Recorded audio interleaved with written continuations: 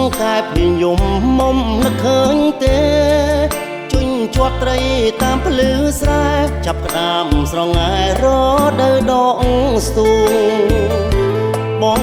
វិចបាយស្រីរៀបបំរុងជីវភាពក្តាមខ្យងបេះដូងមិនដែលរវិតបងជាអ្នកស្រែខិតខំធ្វើស្រែពីតូចដល់ធំត្រកួនត្រគៀតបាយគុំស្រូវស្រាបដើមទុំម្ដេចអូនត្រូវឃ្លាតតោមស្រែចាំចាប់ស្រែសួរថាបាត់នួននៀតសួរហើយសួរទៀតឲ្យបងឈឺចាប់អូនខឹងរឿងអ្វីគួរស្ដីប្រាប់ផងនាងក៏ចាំចងប្រាប់រឿងអំពកសំណាប់នឹកក្រៀបជួរងក្នុងបេះដូងនៅចាំជាប់នឹកដៃស្រីធ្លាប់ជូតញើសឲ្យប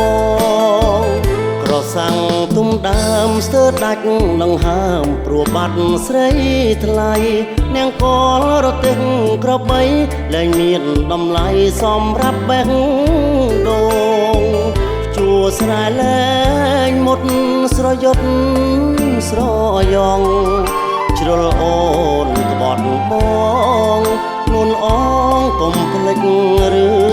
ងដើម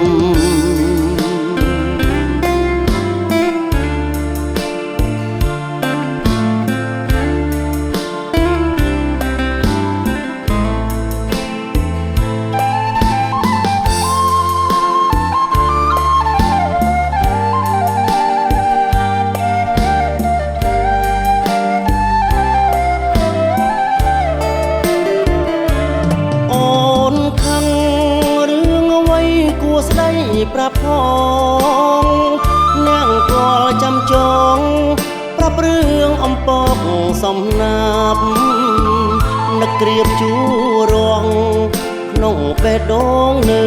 ចាំជាប់នឹកដៃស្រីធ្លាប់ជូតញើសឲ្យបងក្រសាំងទុំដើមស្ទើរដាច់ដង្ហើមព្រោះបាត់ស្រីថ្លៃ